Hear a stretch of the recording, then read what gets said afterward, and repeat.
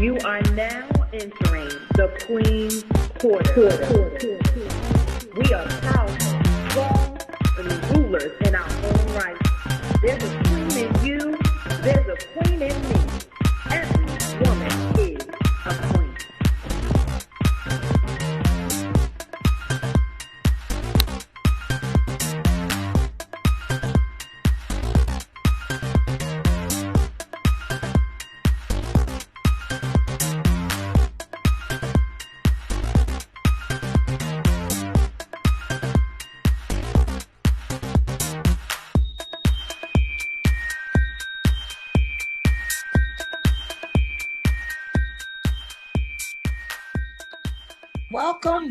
Welcome to our Queenz Quarters.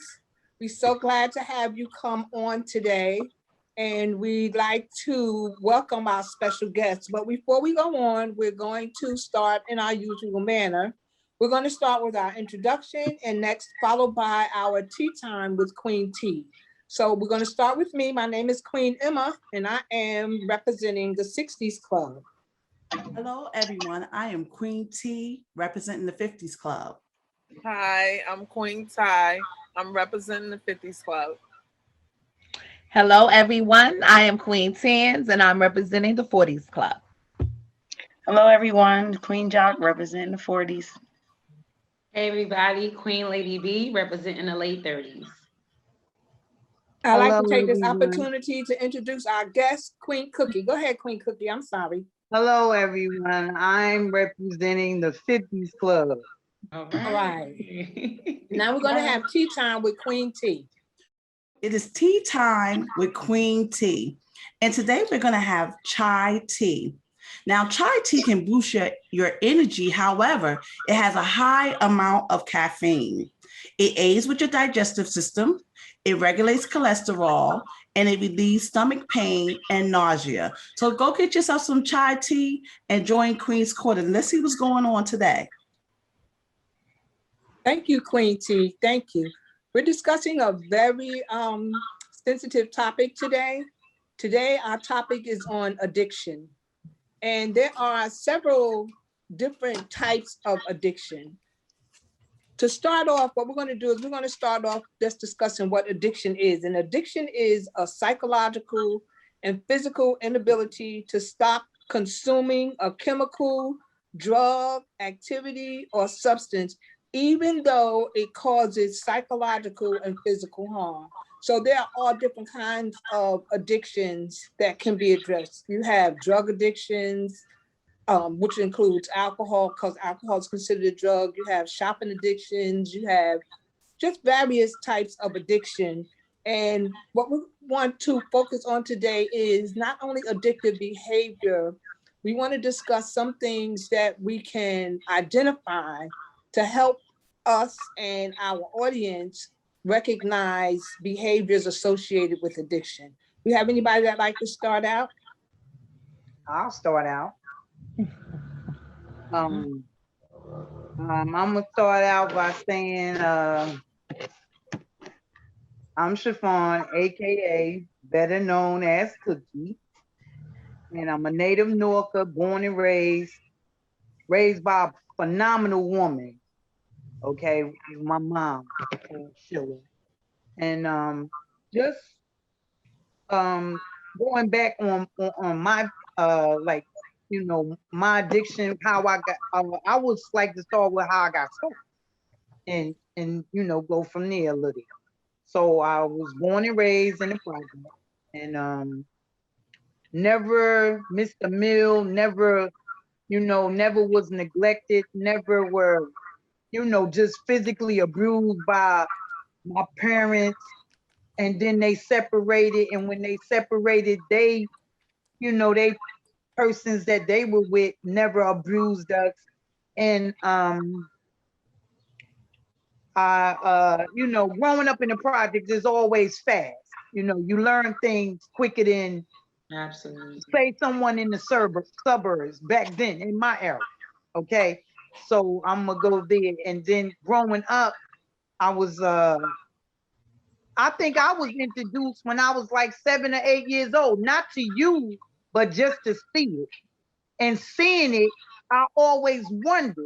But I would go on as a child to play because my grandmother would say, stay away from that corner. Why you always down there by that pool room?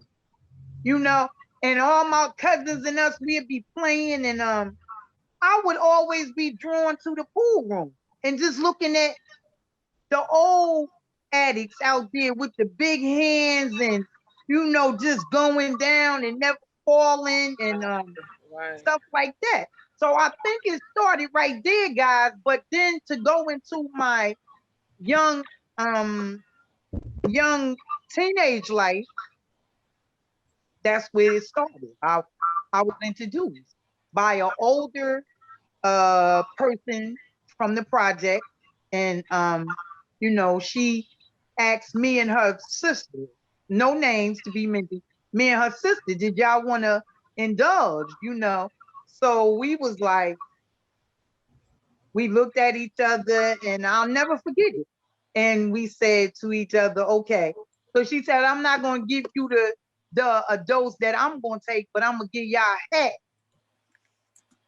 And it started right there, guys. Like, I went from there. I was like, it was so like something like I just felt more, you know, was just more you accepted to knowing things more, like just facts. You know what I mean? Like, can I ask you, what was it that you was first introduced to? Zebras and codeines. Back then they were USBs and Imprium 4s. Wow. So you jump right straight to the coding thing. Right. And then so I, you know, and then, you know, going through my teenage life, and you know, and like I said, my mom was a good mother. Like, I mean, we didn't want for anything and just things like that. And I felt myself being more drawn to the happening crap. Whereas we say the cool ones, but no, it's not cool. It's not cool.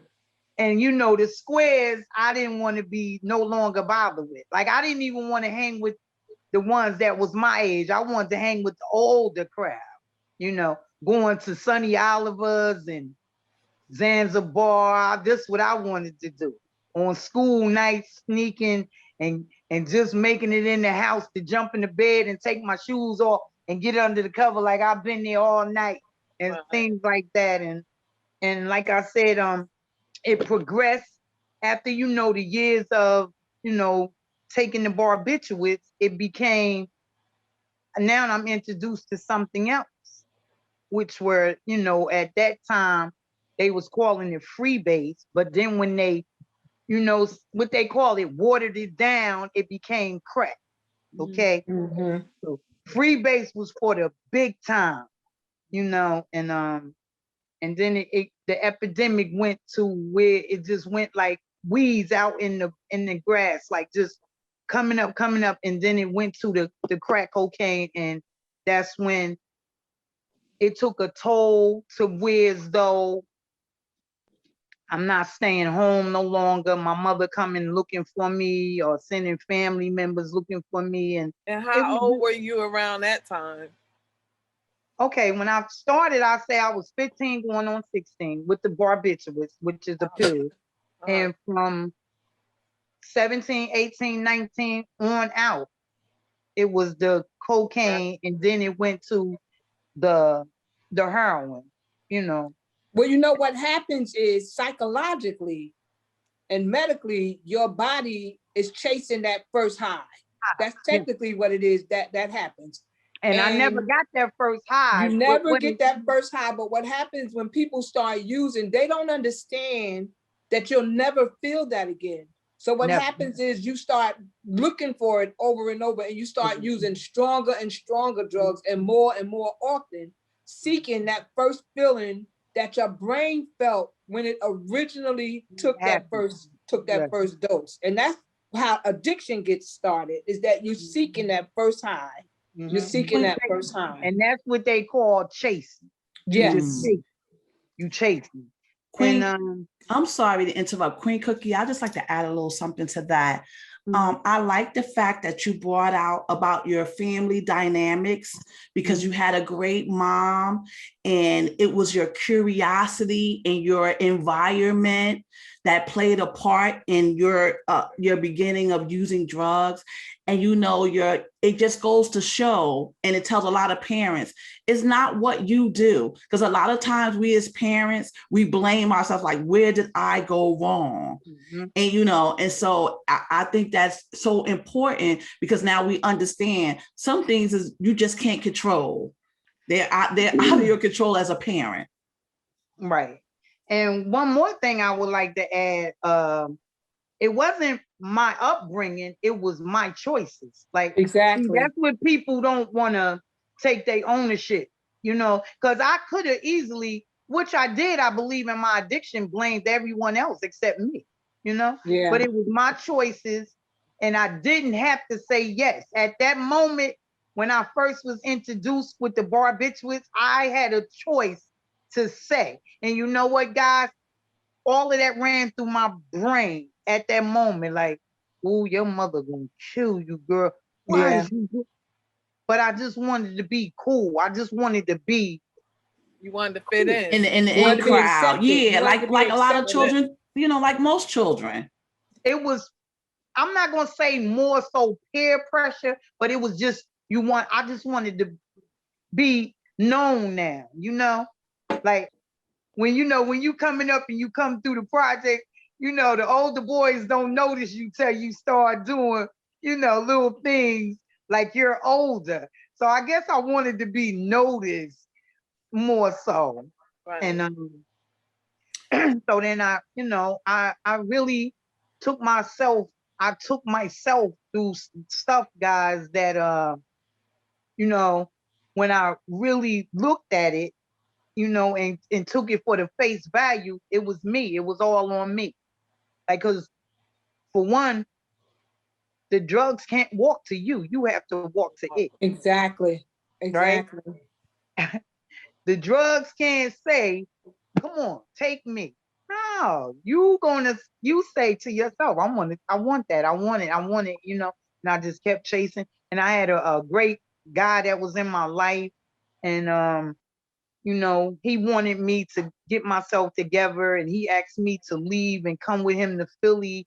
I didn't want to do that. He sent me money, guys, to come, and I promised him that I would come. But when I got that money, it was off to the races. Like, nah, I'm staying right here. And it got to the point where I didn't even want to leave a 4-block radius. You understand? Like, I wanted to be there when the good stuff comes. Like, I didn't want to leave. I ain't gonna leave this block. I'm not gonna leave this area. I'm not gonna leave this perimeter because I know they coming with the good stuff, And that's part of the psychological effect associated with addiction. You feel addicts feel like if you move from this position, then you're not going to get the good stuff. And that's why a lot of success stories come when you go to a program that's away from where you are. Because when you stay in your same area, it's difficult to stay in your same area. And because you got to change people, places, and things. Right. And once you change people, places, and things, then your behavior can start to change. And so moving forward, fast forward, everything just going downhill. My mother, like, saying to me, please stop. I knew my mother loved me because it was times, guys, that my mother would come and look for me, and people that used with me would say, Cookie, you be in the streets and stuff like you homeless, you got a home. And I wanted to fight a girl one time because she told my mother exactly where I was at. And I took it that she told her so my mother could give her a few dollars. But because my mind went to anything could have jumped off and you sent my mother there. Like, you understand what I'm saying? Because I've been in some places where some stuff jump off and you be like, okay, I got out of this, And I felt like you sent my mother where I was at? Nah, but you know what she told me? She said to me, Cookie, no. it wasn't because I needed that few dollars so I can get off with E. She said it was because if I had someone that cared, just cared an ounce as your mother cared for you, I wouldn't even be out here. Wow. And that stuck with me. Wow. And but I continued to run and use.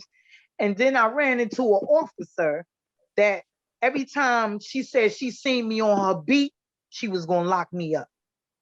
So I was like, wow, because this it touches me sometimes because I see people still out there and it's no good. It's no Exactly. good. Period.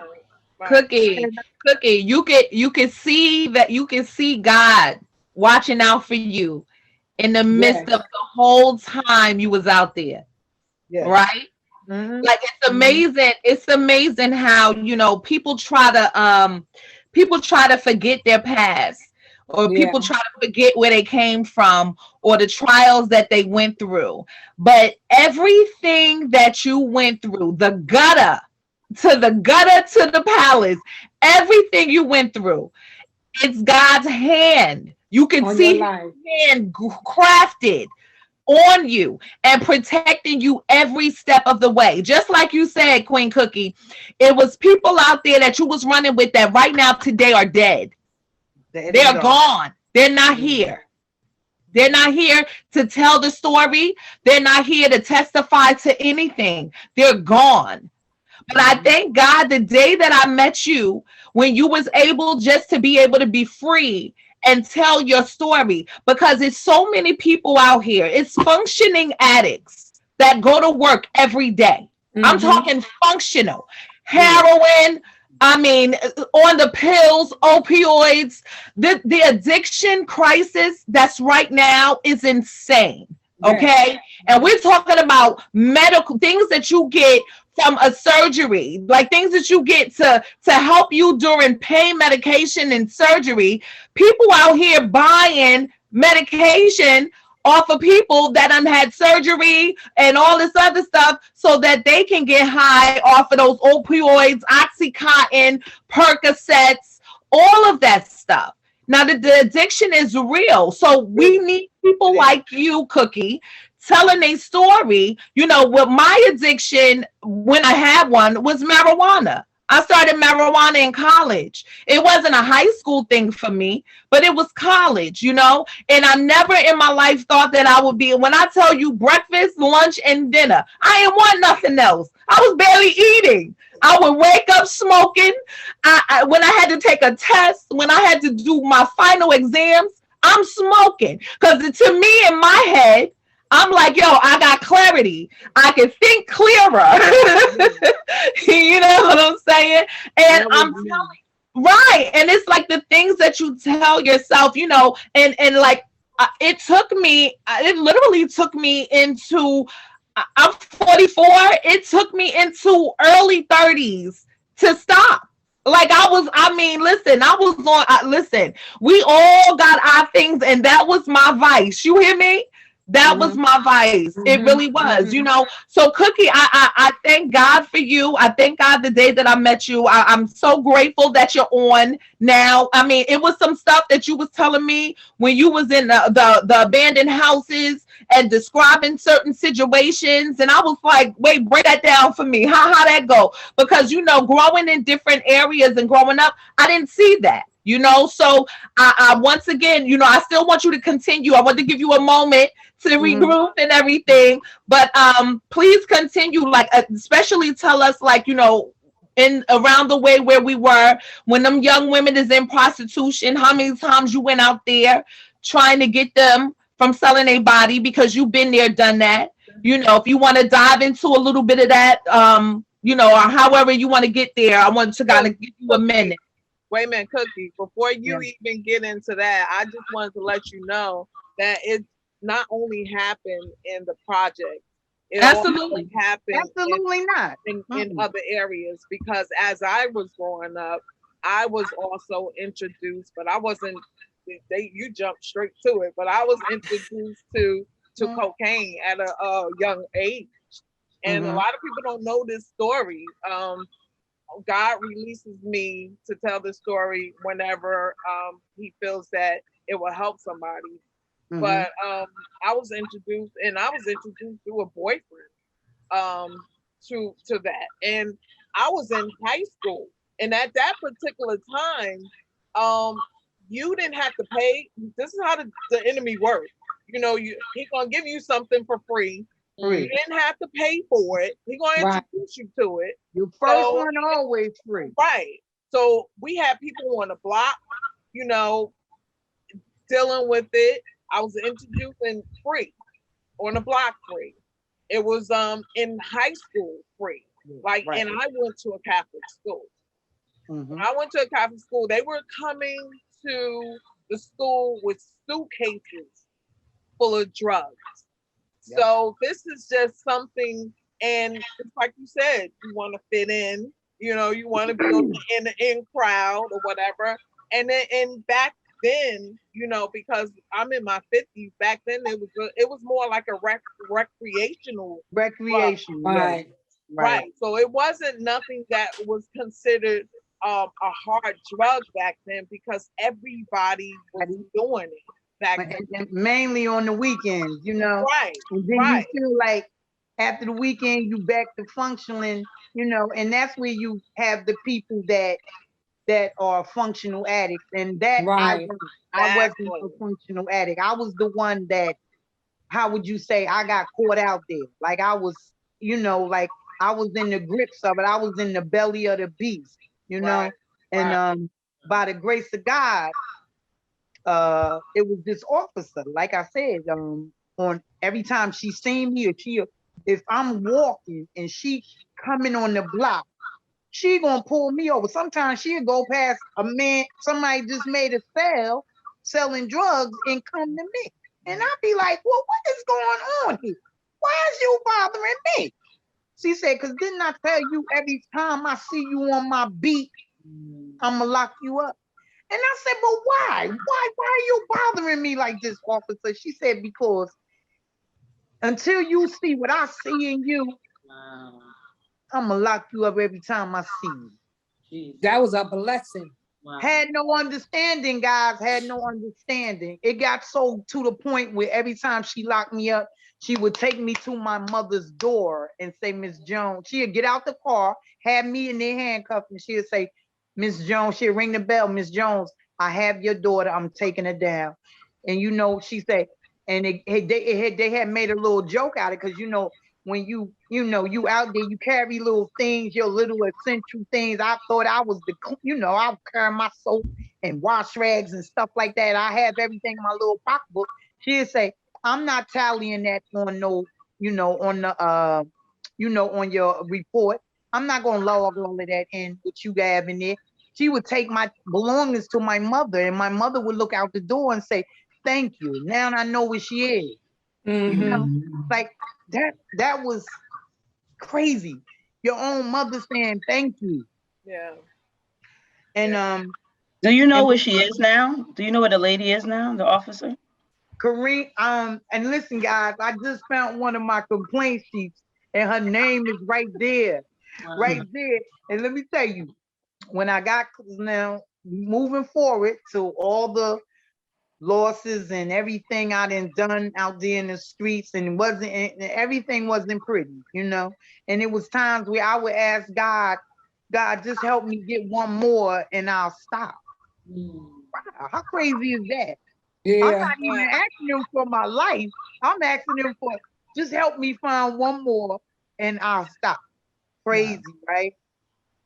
So I would, so after, she just kept locking me up, So this last run, I had a last run, and I'll never forget, it was November 4th, 2008, right? It was, I think it was the day of the election or the primary election. And she pulled up on me and I said, Hannibal, what did I do? She said, didn't I tell you every time I see you on my beat, I'm gonna lock you up? It's just that simple. That thing. Because she said, for one, you don't have ID to identify yourself. You always coming out of a lot that says no trespassing. Okay, so you just, you want me to do this. And I said, no, I don't. She said, yes, you do. She said, well, I tell you what, today gonna be your lucky day. If I'm not gonna search you for nothing else on your possession, but if you have any paraphernalia, meaning a stem, a crack cylinder, and the crack. She said, if you have that, she said, I don't even want to know if you have drugs, but if you don't have that, I'll let you go. That wasn't gonna happen because I always had one in my pocket. Okay. She said, she betted her partner $10. She said, I bet you $10 she got something in her pocket that's saying that she, used. Girl, she went in my pocket and pulled out the stem. And guess what? It was still warm. She said, wow. And it's still warm. She just used it. It wasn't nothing I could do, y'all, but turn around and let her put the cuffs on me. But from that day on, I did like 29 days, right? And by the I got on my knees. This is when I humbled myself and I said, God, every night I would pray, y'all, and I would say, I said, Father God, if you just remove the temptation and the desire for me to use, I promise you I'll do the rest. See, I never asked him for that. Yeah. I never asked him to remove the temptation or the desire for me to use. And I promise you I'll do the rest. Never were in all my arrests, I never was offered drug court. See, this is why I say our system is broken down, where we need to like tap in on some things, because like if I was offered drug court or some type of drug rehabilitation back then, I probably would have came up out of this more so than when I did. But I'm grateful for when I did come out of it, and so I did those 29 days, and each night I begged God to remove the temptation, remove the desire. The 29th day, God, I'm laying in my cell, and they come bust the cell, and I'm like, why they opening my cell? They was like, Jones, pack up. I said, pack up? Where am I going? You going out of here? That's how officers talk, because they so tired of seeing you in and out, You going out of here? So they sent me to the place they call Delaney Hall, and I went there. And I this time I absorbed it, and I did it with feelings, because I knew my mother was at her last straw. She said, if you go back to jail, I'm not bringing you no cigarettes, no nothing, no money, no nothing. You on your own. And with that being said, it made me feel like I ain't have nobody no more. When your mama, she didn't give up on me. She just put her foot down. Like, I'm tired of, babying you. When you go to jail, I'm there putting money on your books and giving you this for you to come right back out and do the same thing. So when they released me, it was either I was gonna go to the area where I'm known or go home and get my life together. And I chose to go home that night, and I never looked back. So now I got to work on how am I going to get through the neighborhood that I'm so familiar with and know I can just go because I'm a little clean. You know how they say that first one is always free, right? Yeah. So now how I'm going to maneuver around these drug dealers that I know and around the areas that I'm known from without using. And God gave me the plan. He said, listen, you don't have to go the front way to get where you going to go the back way, So I start going, instead of going this way, I would go that way. Wow. And I mandated myself in a place called Reverend Osborne on Pierce Street. It's called Osborne. I forget the name of it. Me too, but I know what you're talking about. But I stuck and I stayed, guys. And let me tell you, and see, when I didn't, how can I say this? When I put my heart to it this time and said, this is what I want for me. Because I would see women phenomenal looking like you guys, like, and I would always say, boy, I want to be like her. I want to look like her. I want to, you know.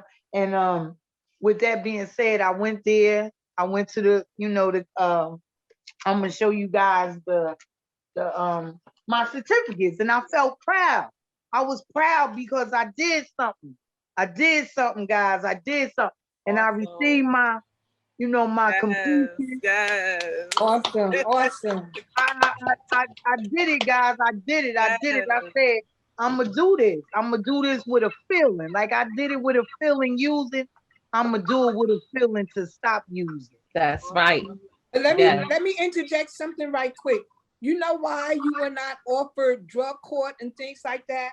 Because God needed you to recognize that He was the one that got you out of that situation. See, if you would have been able to go to drug court, if you had been offered drug court, then you would have been able to say, yeah, well, I went to drug court and the courts was the one that set me free. But no, God wanted you to recognize that it was not the courts, it was not you, it was not your friends.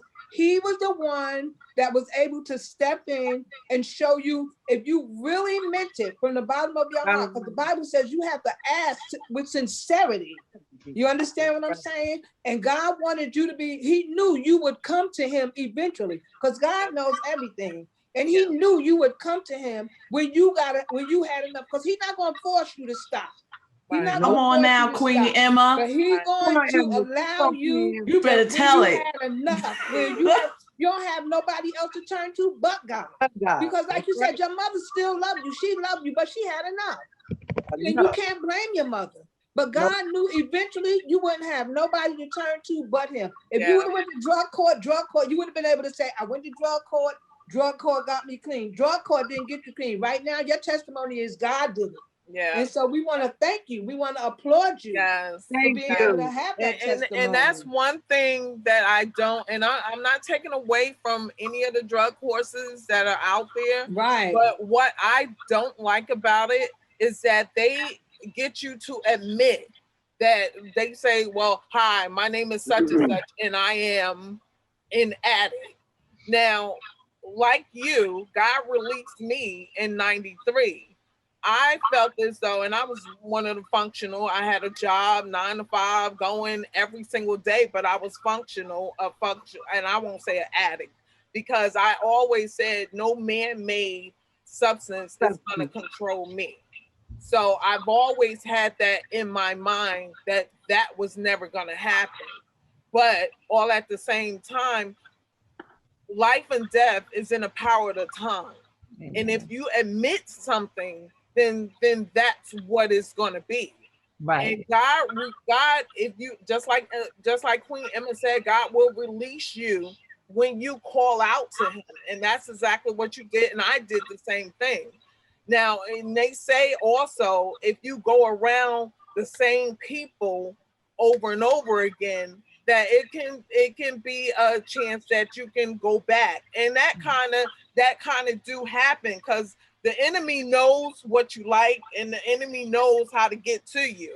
Mm-hmm. And it was kind of trying to introduce its way back to my life in the same manner, and it was a struggle. Like, this is a struggle when you get introduced to something in that magnitude. It's a struggle to get out of. And a lot of people say, well, I don't understand. No, you don't understand. No, and thank God you never got into it. And I thank God I never went further into that life. Mm-hmm. And I just stayed right there. And I have to interject this point. When you go to those programs and you introduce yourself and you say, you know, hi, my name is Emma and I'm an addict. The term I'm an addict is used to help you identify that you have an issue, because the philosophy is the first step in getting help is to recognize that you have a problem. Right. Yeah, but so life and death is in the power of the tongue too. That's true. Life and death is in the power of the tongue. But when you go to like NA and AA and stuff like that, because in my background, I got my counseling certification, and we had to go to a lot of different types of addiction programs, and the purpose in being able to stand up and say is, number one, you support the person that's in the room with you. So they don't feel so bad when you could get up and say, I'm clean and sober, but I recognize that I have a problem, regardless if it's drugs, alcohol, addiction, overeating, sexaholics. It's a lot of different types of addictions. And these programs are designed to not only help you recognize that you verbally say, I have a problem, but also to help your audience understand that I'm getting over mine and you can get over yours too. Yeah. Maybe that wouldn't work for everybody, because everybody's not available for those type of programs, but they are strong. That's a strong background. The people that founded those programs, that was one of the ways that they got into being able to have people admit that I have a problem, because unless you recognize that you have a problem, you're not easy to address it. That's fine. Right. You're not easy to address it. I have a question for Queen Cookie. Yes. Queen Cookie, if I met you on the street, I wouldn't know your story at all. You don't look like anything that you have gone through. When they say God is a restorer, you are a testimony of restorer, okay? Mm-hmm. Now, listen, I don't mean to cut you off. Go ahead. I'm sorry. So my question is, like, as a woman and gaining weight, we can look in the mirror every day and we never see the weight. And one day we go to put something on and we be like, oh my God, I done gained weight. I done got big, So my question, so my question is, you say you have been in situations where things, some funky situation where things got jumped off, and do you ever at some point in time see your life going in a negative or direction that what I thought was a glorified thing to do is not really glory at all? Like, this is bad. It looks bad. This is not a good situation I'm in. Do you ever see the decline, or it's like you just get there? No, for me, like,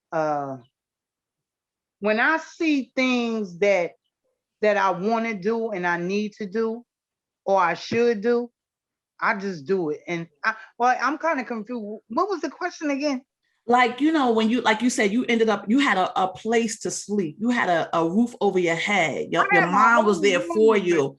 But then you ended up in some places that wasn't a good place to be, so when you're going through those situations, do you just get there and you never recognize that this is bad, like I'm going downhill, or so it when you're going through? I knew that I was going down Death Avenue, Killer Street, this is how I'm gonna name it. I knew that it was a possibility that if I go down this block, it might be a shootout and I could, be the one that get it. But those was the crazy part of me not fearing for my life and was fearing that I didn't have a next fix. Like I didn't want to, you understand? Like it made me just, I already knew what it was going to be. Either I'm going to die getting it, or I'm gonna die using it, using. Wow, yeah. And it didn't matter at that point. Like I was so broken down, it didn't matter. Like I've asked God, I said, let this be my last one. If you see fit, God, let this be my last run. It had got to the point where my body needed it. At least I thought it did. And like I had a real bad habit. Like I would have to mix the pills with the heroin to feel something.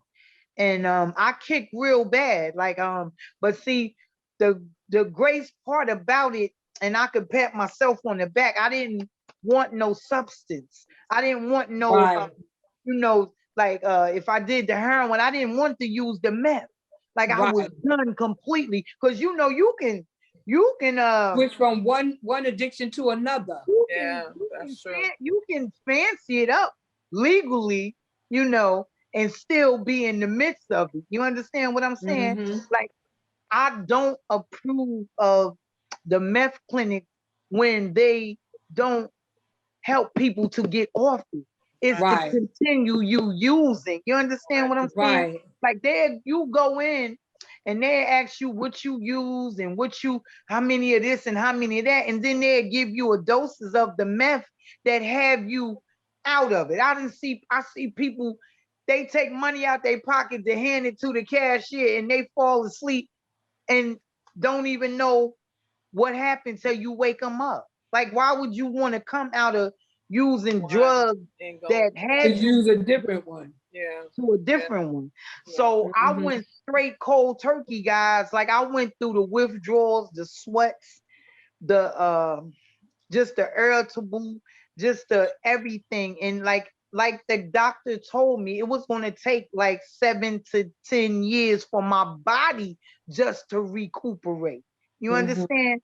Like, the all the harsh chemicals and things I had endured inside of me, it's going to take years and that was like mind, body, and soul. You understand? Like, my mind I could have easily said, well, you know what? I ain't going to go through this pain. I'm going to get me something.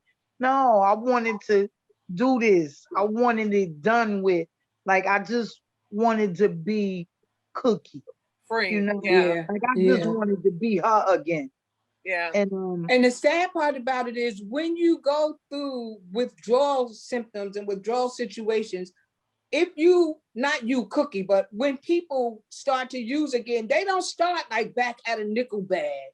You know what I'm saying? You go right back to that. If you had a $200 a day habit and you stop using drugs, when you start back using again, you don't go back to $5 or $10. You jump straight up to that $200 a day habit because your body needs those chemicals to get to where it feels like it needs to be. And a $5 or $10 bag is not going to do that for you. That's right. So the best thing is to never go back because that's why they advocate not going back. But you know what? That's kind of easier said than done. And I'm Of going to say, course. because it's a struggle, and I'm going to tell you, in the church home, it is drugs in the church home too. Because I've been in church all my life, and what me and Queen T was talking earlier. What is that like mind? What were we talking about, Tracy? Like mind, no. Great minds think alike. No, Well, not great minds. birds of a feather flock together. Flock together. And somehow or another, when you're in that type of life, somehow or another, a person that you don't know, kind of like you attract that type of person to you.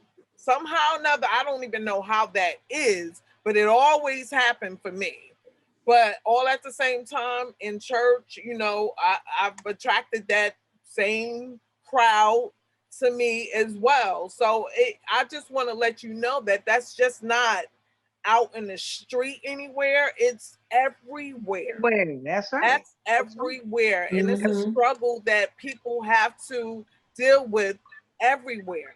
So this is not just a Cookie, your struggle, our urban struggle. It's a struggle that is out in a rural area. It's a struggle that's everywhere in life, and I don't know what or how people get drawn to it, but somehow or another, by the grace of God, God pulled me out, and God pulled me and you out to tell this testimony for everyone else, for people to hear that it is a chance. Like, you can come out, and I commend you. That's right. And let me tell y'all something. When I came out, right? Okay, I'm still living where it's so active, but I learned how to go around and go through until I was able to stand on my 2 and all 10 and say, I'm walking through this, and it's not going to bother me or affect me at all. So then, now I have to say this, guys. I have to say this, lady. When I got clean, see, he tested me too. He also tested me on some stuff. I got tested too, yeah. Okay. So when I was like 7 years already clean, and I see my mother seen me 7 years clean, right? Awesome. And then my mom's had a massive heart attack, guys, right in my arms. My mother fell in my arms. Okay. I thought it was gas. She held her chest. She said, call 911. And it was a massive heart attack. And that was on a Friday, November the 16th, 2012. That was Friday.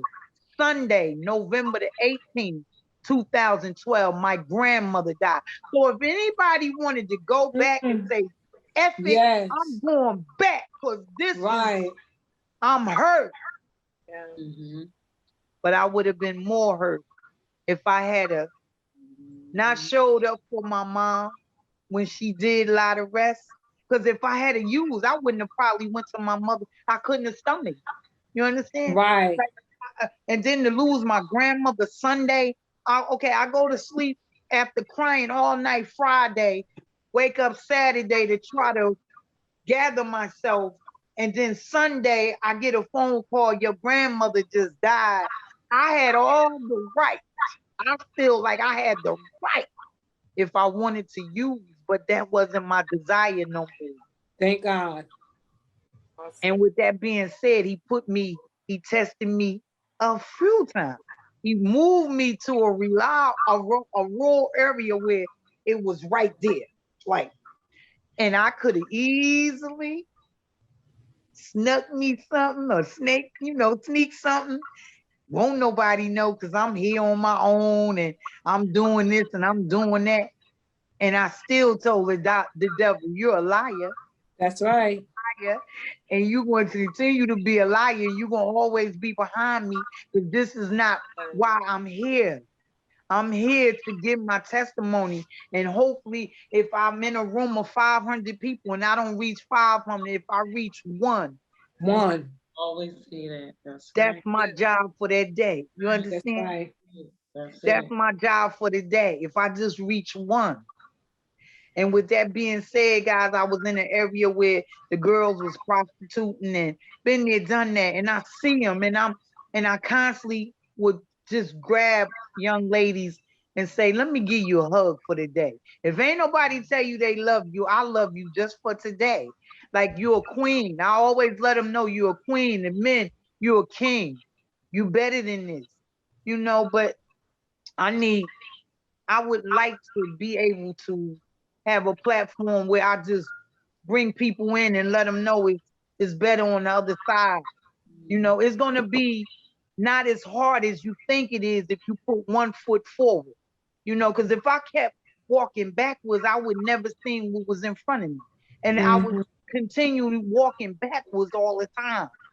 And then when I took that first step forward, and after I got over that, your testimony is phenomenal. Do you work or volunteer at some type of drug facility or rehab place? No, well, see, you should look into that. Your testimony is phenomenal. And but then after I lost my mom, right, and I'm just getting back into the reality of the real world. So now the bills is coming and I had to work. So I've been working with with two big franchise, you understand? And I knew that I was clean because I was walking with money bags, y'all. Like I said, wait a minute. These people letting me carry. I knew I wasn't going back because I said, wait a minute, I'm holding this big money bag.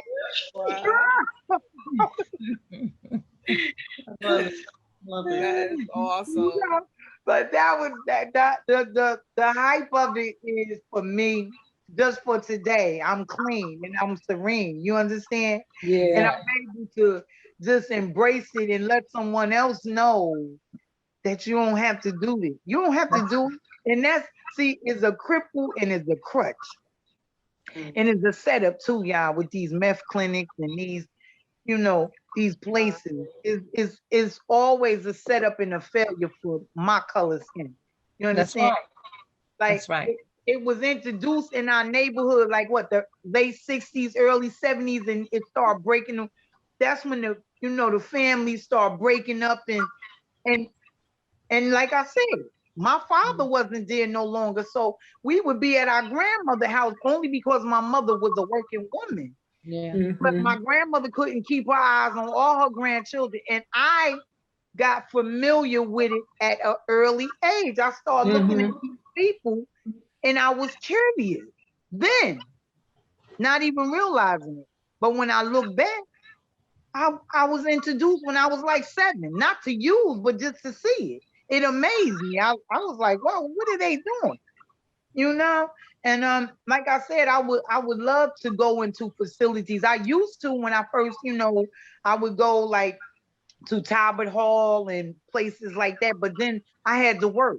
I had to, do the real stuff for me, to live on life terms. So I had to get a job and I had to get my own place and I had to, do some grown woman stuff. Right. So Right. I had to back off from going to the meetings because my work required for me to be there. You understand? Right, And I right. wanted to be there. I wanted to be there, not to escape the fear of me using again, just the fear of me not being who I truly are. You understand? Mhm. Like I said, now I know I'm better than this. My mom taught me better than this, but why am I doing it? I couldn't understand. And it might have been because my dad was a full-blown alcoholic, but he took care of us, but he was a full-blown alcoholic. So it's a lot of things that I can say, using it as a crutch, but it was me. It was my choices. And today I know better. You understand? Like I know better. And I know that just looking at the people out there is scary. And I don't understand why they would risk their life like that. Because I know if I was to go back, I'm gonna die. I'm gonna die the first use I use. I'm gonna die. I already know that. Because I didn't have a small habit. I had a big habit. It's funny you saying this. I was just told yesterday. It's a young man that worked at my job. He was. They said he was nodding out all the time. His thing, he would take. They take Tylenol PM. He said he was taking Tylenol PM for pain, but come to find out that I guess he was taking that because it has something in the system whereas though I think it may have codeine in it. okay, so that's what he was taking. Now he got fired. He got fired. Someone from the job took him down the street and around the corner. Do you know they found him dead? He got dropped off and he died right there in the same spot he got Right, dropped that off. they left him in. Wow. Right. Yeah. But he wasn't dead when he got out the car, but Oh, somehow right. or another, and he was in his 40s. He Mm. was in his 40s. So this is what I'm saying. Like these over-the-counter drugs, like they mixing them over-counter drugs and stuff just to get the high. So this is just like when I say everywhere, and this is everywhere. This is Get everywhere. away It's from it. crazy. It's crazy. But I was never chasing that same high. It's just something that I guess something that I got into. Like I said, I got introduced to whatever. But like I was telling you, Cookie, I truly commend. You were strong-minded about your whole situation. Like You know what? you felt like, nah, I'm not, this is Well, not what I Tan want. can tell you. Tan. I Then remember a time calling her, for like it was something totally different, but and I never told her, I never told my parents or anything, but I could never see the disappointment on their face and and them finding out this is what I was doing. so So and I was brought up in both parents in my household and the whole nine. It's just that I was introduced to it through a boyfriend, and it just trickled on from there. But I thank God. God favored me and that, brought me out, mhm. and it's a testimony because it made me who I am today, Yeah, the person I am today. So I'm not going to say that I regret. And I mean, I do regret my choices in life. Don't get me wrong, but it made me who I am today. And I'm a much better person today. And I love to help people and see people through the struggles that they go through. And I commend you so very much, because it's hard. It's hard. It's hard. And you know what? The funny thing, guys, like I feel so relaxed with y'all because everybody don't deserve your story, whether it was good, bad, or indifferent. Right. And I feel so great on this platform with y'all today. Thank God. And this will continue. Like this will be something that I will never ever forget, and hopefully I can come back. But until then, it's some things like it's some like more little like because I was injured on my job and I had surgery. And let me tell you how God worked with me. See, I had the scripts for the Percocets and after the surgery, before the surgery, I let them know I'm an ex-addict. And I don't need any of those. So we're going to have to give me something else. You understand? And guess what they gave me? A leave. That's what I use for pain. A leave. Because you're not going to tell me that I need a Percocet to relieve some pain. Right. It's mind over matter. You understand? Mind over matter. So I had to remind them to remind myself that just because you prescribing it and you the doctor in that white coat, no, you the drug man too. Exactly. Come on. Because prescription drugs are just as addictive as street drugs. Absolutely. That's Absolutely. Right. And this is where I say God, he's in me because he keep reminding me, you told me that promise now. He always remind me of my promise to him. And I have to keep that as well as leaving my mom at peace. You understand? Like mothers always go to their grave worrying about their child, and I'm going to leave my mother at peace with me. I'm going to leave her at peace and rest at peace. That's what it means. Rest at peace. Right. I wouldn't dare take my mother back through that. I took her through it in this life, but she seen me clean. But in that life, I definitely wouldn't embarrass her no more. You understand? Like, and awesome. I just want to help people. I want to help people. I want to help. We want you to know that you had a phenomenal testimony, and we pray that somebody will take advantage of your struggle and use that as a helpline to go out and get some help, get some assistance, to recognize that God is phenomenal. And no matter your struggle, he's always there for you. And what you have to do is you have to bow down and be adamant about saying to him, you know what, God, if you help me, I will be able to help myself, because that's the only person, that's the only being that you can stand up to that can get you out of any situation, good, bad, or the ugly. God is there for you. And when you recognize that you are a child of God, you can call God on his promises. Lord, you told me that, I will be the lender and not the borrower. I'm the head and not the tail. And right now, I'm feeling like I'm the tail. Help me. God is awesome like that. He can jump right in and help you. And just like you did it cold turkey, that's a struggle. You know what I'm saying? That to be able to stand and say, listen, I didn't go to a meth program. I didn't take some alternative method. I stood there and I let the Lord, because that's what happened. The Lord let him work on me. To heal your mind, body, spirit, and soul. So we just want to thank you. We want to let you know that your testimony was strong. We truly, truly, truly admire you. And we appreciate you. I just want to give out this drug hotline number, if I may, for 24/7. It's free and confidential. The number is 888-981-4707. It's a drug hotline. It's for 24/7 for anybody in our audience. that feel like they need some assistance, the number is 888-981-4704, or you can go to drugabuse.com and get any type of resources. They'll direct you to any resources necessary. Tansy, I'm turning it over to you. All right. Well, before I close out, Queen Lady B, you was pretty quiet, on this episode here. I just want to give an opportunity for any queens to say anything before I close out. Absolutely. All right. Thank you so much, Queen Tam. I was just blown away in an amazing way by your testimony, Queen Cookie. I thank you so much for sharing with us. I felt God.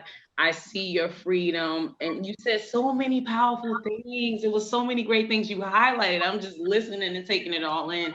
And just one of the things, for the sake of time, that you brought out to the viewers' attention is that change happened when you wanted change. You have to want the change, and you wanted it, and you didn't need anybody to say, like Queen M said, you didn't need a clinic or anything. You decided.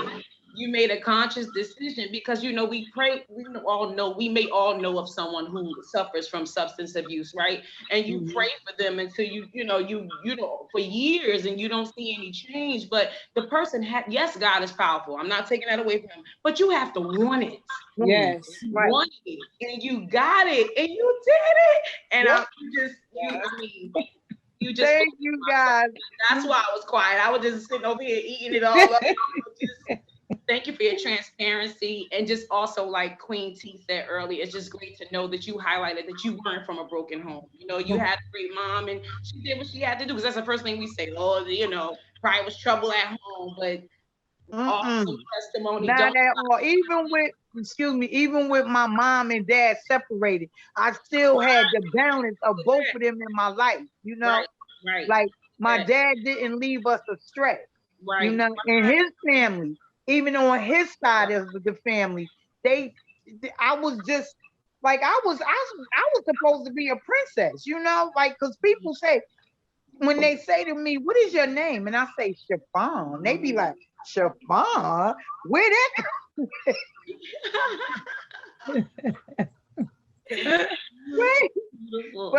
But like I say, I'm better known as Cookie because everybody know me as Cookie.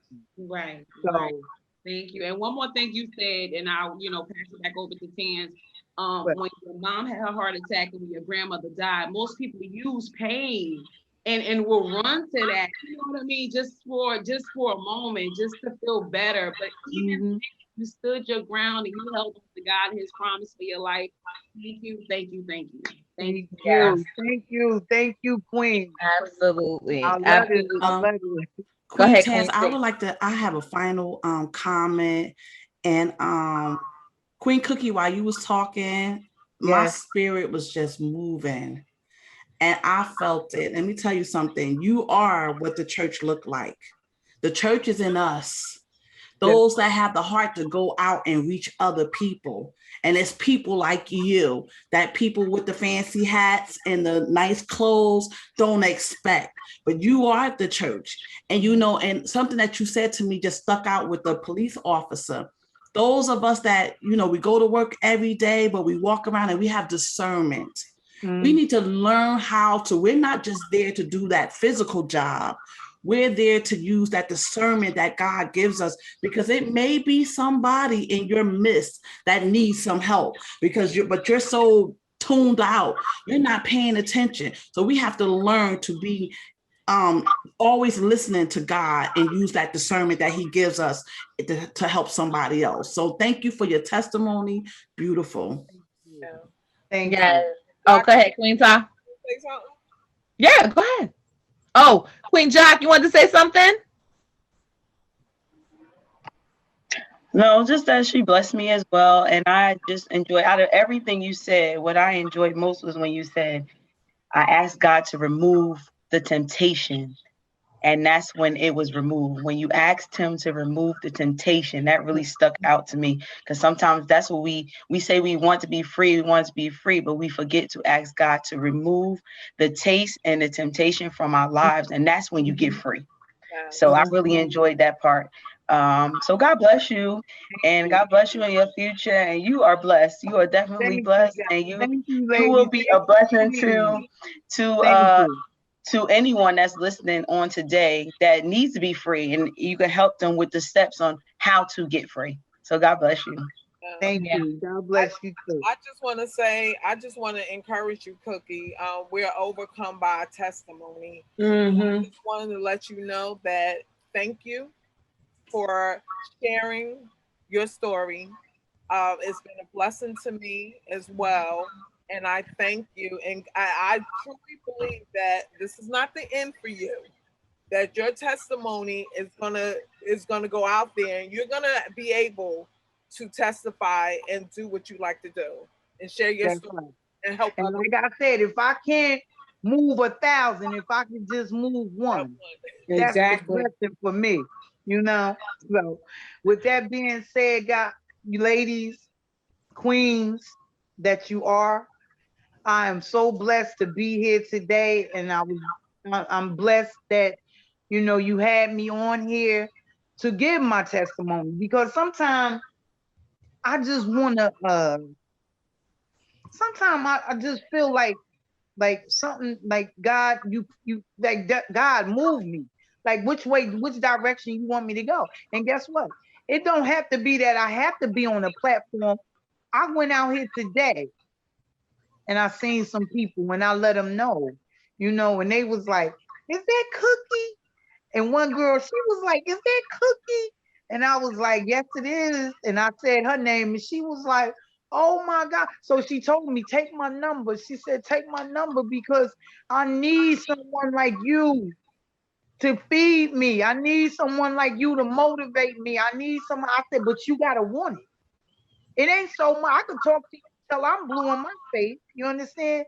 And then you will turn right around and ask me, you want to hit? You know what I'm saying? So you Mm-hmm. gotta want it. You understand? Mm-hmm. I may want it for you, but you have to want it. You have to manifest. You have to ask God for what you want. And like I said, the moment I humbled myself and took the cotton out my ears and put it in my mouth, and I said, God, if you remove the temptation and the desire for me to use, I'll do the rest. And that's what I stuck by. Look at God. I stuck by. That's what I stuck by, guys. That's what God is so merciful. Isn't he You Yes, understand? awesome? he is. He's Yes, he is. He's awesome. So merciful. Because I He is wasn't so supposed to merciful. be here, y'all. I wasn't supposed to be here. Some things I Yes, you did. were. Yes, you were. You were supposed to be here to share your testimony with somebody so that they too can walk in glory. Oh Yes, God. you were. God saved you for a time just as this. So you don't say you wasn't supposed to be here. You escaped a lot of death threats. But you were definitely supposed to be here because somebody's going to hear this testimony, whether it be on our platform or you talking to people on the street and say, I yield, I yield. What must I do to be saved? Because that's the purpose. That's it. That's it. Yes, you were supposed to be here. You were supposed to That's be here it. so that you can help somebody else. Thank God. That's Thank you. it. Thank you. That's it. You're awesome. That's it. And we want to thank you for allowing us to help you with your ministry. Because that's what Absolutely. what Yeah. you have. Yeah. If you feel like you've helped us, Yes. we want to feel like as much as you feel that we helped you, we want you to know that you've helped us. Absolutely. It has been, your testimony is so strong and powerful. It is awesome. It is awesome. So I just want you to know, don't feel like you wasn't supposed to be here. Every time that thought come up, say, no, God, what do you have for me to do next? Yeah. Because see, this was a mission for you to get on this platform and share your story so that somebody in our listening audience will be able to hear it and say, I yield, what must I do to be saved? Hey. That's the whole purpose. That's the To whole God purpose. be the glory. To God be the glory. To God be the glory for it all. We thank you, Queen Cookie. We thank all our fellow queens that made this show possible.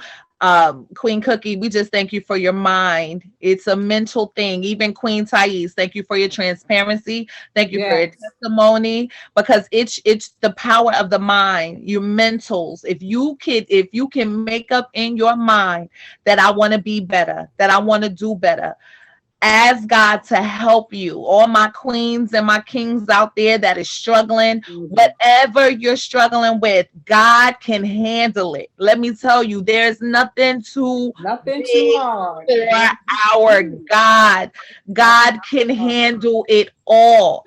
Allow him to show you, just like Queen Cookie testified, just like Queen Thais testified, just like God took the taste out of my mouth, he can take the taste out of your mouth too. All you need to do is be vulnerable enough and real enough to tell him what it is.